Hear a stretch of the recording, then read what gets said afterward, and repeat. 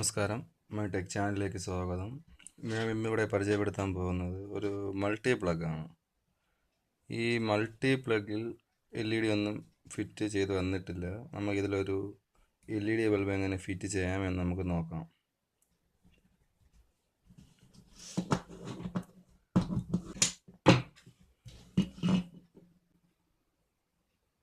ഇത് LED ബൾബാണ്.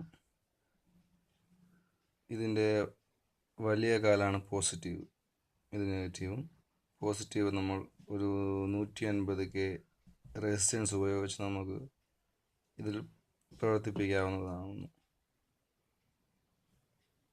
നമുക്ക് ഇത് എങ്ങനെ കൊടുക്കാമെന്ന് നോക്കാം.